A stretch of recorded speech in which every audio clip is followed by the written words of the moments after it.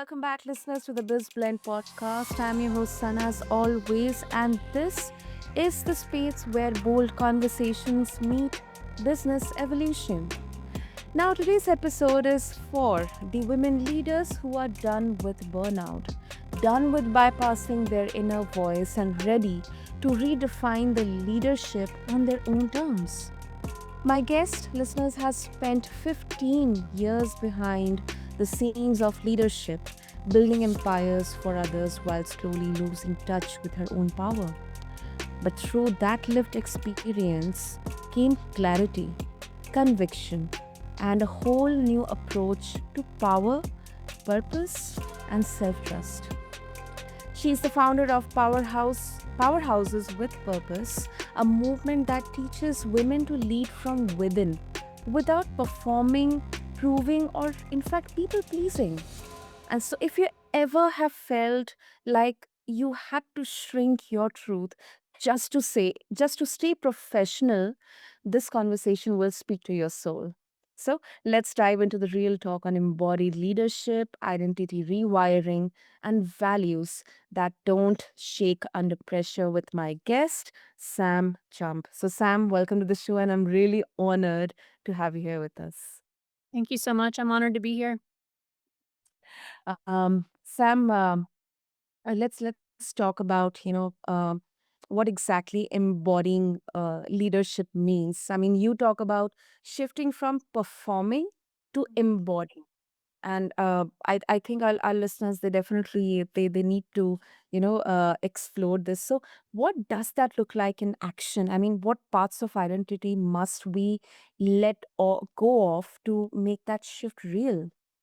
Right. I believe that so much of the conditioning that us as women, stemming far beyond our current generation, it's really systemic whenever it comes to what women have, basically been programmed to believe that, being kind and staying quiet and not making yourself seen unless you're needed for something specific. I feel like those are all examples of wiring that we're all maneuvering throughout our day-to-day life, in our relationships, in our leadership, and in our business, in how we communicate with ourselves.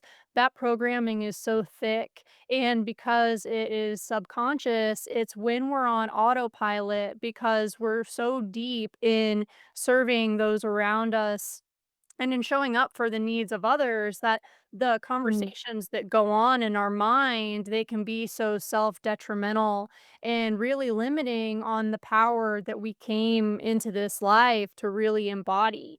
And so that programming, I think that's the source of the rewiring that we're all really here to lean into. And so much of that comes from the ability to be present with with our mental patterns, with the habits that we're doing and feeding, whether conscious or subconsciously.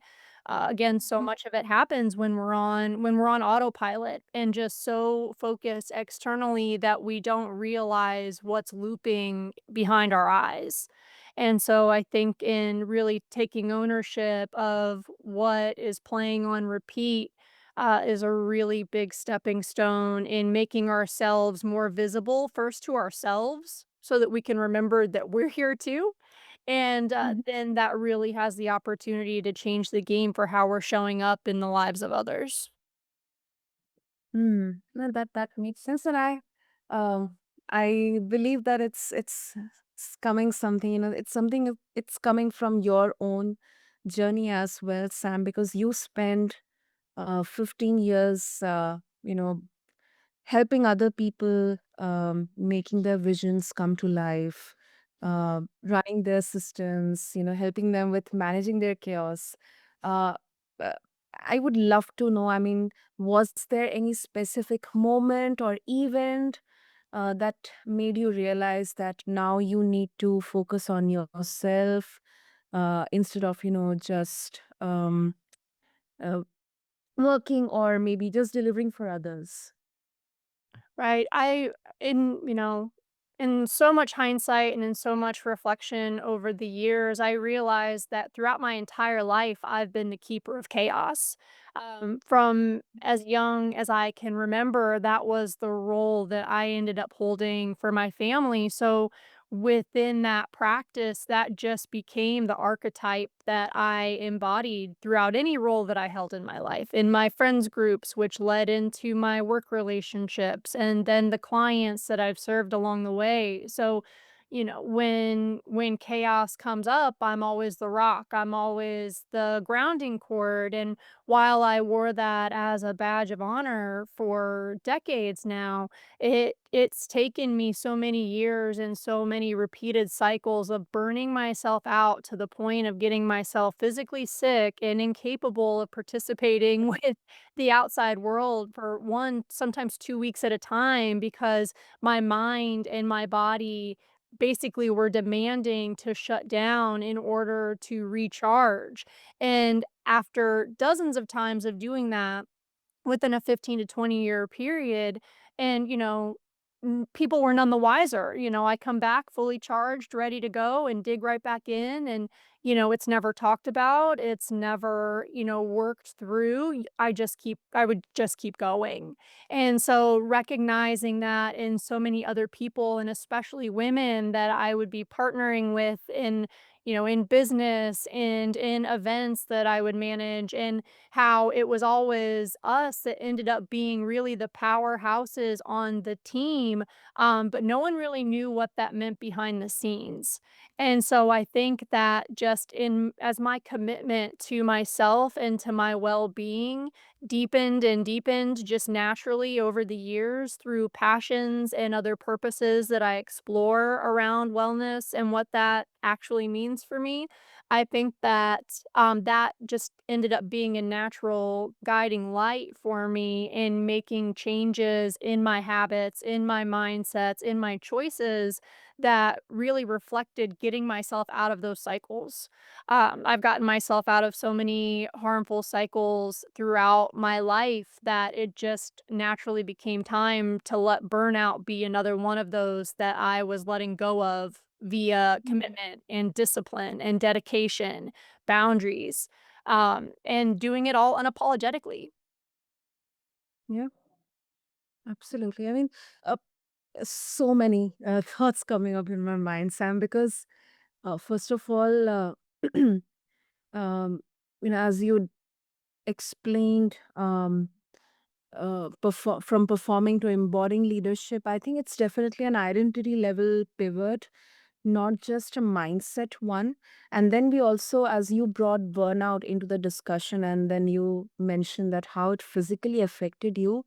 I believe that the skepticism around burnout is not only it focuses mostly on the mindset one, that I'm mentally tired, or I'm feeling tired, but then your body gives out all these signs and symptoms. I Right. mean, uh, and that is like the extreme side of burnout.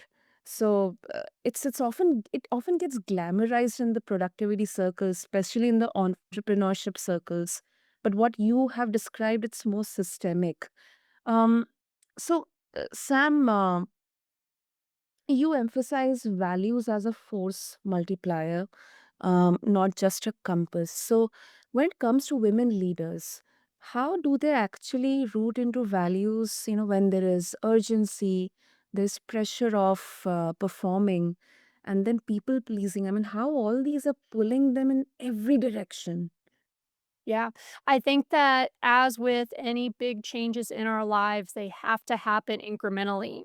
They have to happen bit by bit. They have to happen slow, or it's going to shock the nervous system just as much as staying in our places of chronic overcommitment, chronic overperformance. As much as those will take their turn on our bodies and on our minds and on our hearts, so will such an abrupt change as trying to pivot away from those too abruptly. So I think that it has to happen incrementally. It has to happen in just those small things, and in and small things by I mean in paying attention to what triggers a reaction within us. We all know the difference in how our body feels when we're able to consciously respond to something versus habitually react to something. So, even just starting to tune in to what our body is telling us so that we can pay attention to the whispers that are happening from within us before they have to get to a point of becoming these screams. And that's kinda how I relate to what the levels of physical exhaustion, AKA burnout, we can just call it for what it was physical exhaustion. And, Mm. so, the body will only whisper for so long until it has no choice but to scream. And so I think it is our responsibility to start letting ourselves quiet down and start letting ourselves tune inward more frequently, incrementally. That doesn't mean all of a sudden go sit on a pillow for 25 minutes every day and think that, that's going to be sustainable based on the speed that our minds and our bodies are so used to going when we get to this level. But actually, just taking a time to take a breath when we're starting to notice our blood pressure rise, or taking a breath when we start to notice that I'm actually feeling nervous and shaky when this person comes around me in the office, and starting to get curious about what your body is trying to tell you about the situations that you're engaging in so that you can know how to better show up for yourself. And in doing that, with time, you learn how to create boundaries that are reflective of your values. If you know that someone is too aggressive in how they communicate with you, that can help you be more aware of values around communication. If, your workload or lack of organization within your workload is something that has you feeling anxiety within your body or has you wanting to emotionally shut down, that's your body guiding you towards something that is a value system that maybe organization is a non-negotiable value that you have in your work environment. So I think that as we start to quiet down and pay more attention to what we need from within, that can help us understand what our values are in our life. And then as we grow in relationship with them, we have more self trust in being able to point those things out. We have more confidence in being able to relay those to other people because we know them more in depth. And then within that, we can literally change our work environment, we can change our home environment, we change the culture that we're creating around us because we're making those conscious choices to slow down and look within and respond differently.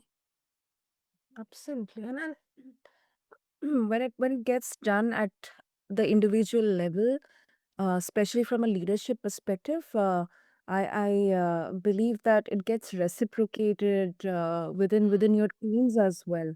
Absolutely. Yeah, Mm. absolutely.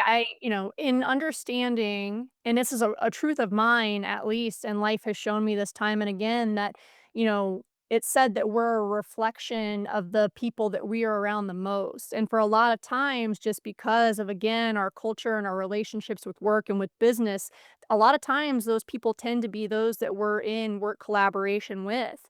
And so if we're seeing ourselves simply reflecting the people around us and we know that we don't like how that feels, it's our responsibility to choose something differently.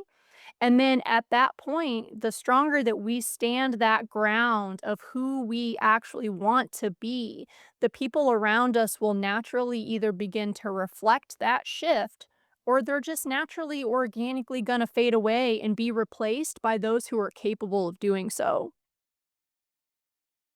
True, true. And Sam, I also want to bring in the work you are doing through Powerhouses with Purpose. I mean, whenever I'm just not making it obvious, but just a quick touch of what instantly comes to our minds. When we hear about leadership, that um, it uh, you know it sides towards more of a masculine idea, aggressive, strong-headed, determined, and like with the hard values. But whenever we try to connect or bring in women into leadership, it's often it focuses more on the soft values and the soft skills. Mhm. So you have built powerhouses with purpose to help women reclaim their leadership identity, which is absolutely empowering and inspiring. So what's one truth you believe that we need to anchor into instead? I think that we I think that we as women leaders anchoring into the belief that choosing nurturing actions such as incorporating rest, incorporating our intuition, and incorporating our ability to nurture those around us. I think those are superpowers in creating cultures and work environments that are more conducive to us all being able to show up as the versions of ourselves that we're capable of. I think this horse trainer mentality that we've experienced through generations of, you know, do something wrong, get punished. Do something well, be rewarded. I believe I'm witnessing those types of leadership becoming outdated and that people are less and less open to staying in those toxic environments. And I think that it's gonna mean a rise in confidence for women leaders to be able to go in and have our natural superpowers come through and really help nurture those superpowers from other women so that we can come in and both do, but also be the change that these cultures need. Absolutely. I couldn't agree more with you on that, Sam. Because that's such a the name itself, it's powerful, and I feel like so much of reclaiming power is unlearning before we relearn, and others can also learn from us. Absolutely. I love that. Unlearning before we relearn. Yeah, it has to happen. We have to it's like taking inventory of our house, you know? We have to clean things out and consciously make room for what we want to invite in, and it's a system just like the others. Truly. And I also would want to bring in some nuance into this. Um, I mean, you have said that alignment is more important than ambition. Um, and what about women who they want the top titles? I mean, they want to get into that visibility, that limelight, the place. Mhm. Mm. Can y- oh yeah, go ahead, go ahead.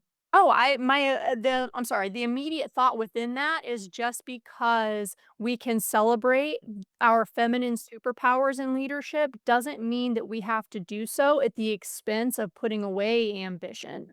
It's Mhm. just not giving up alignment for the sake of ambition.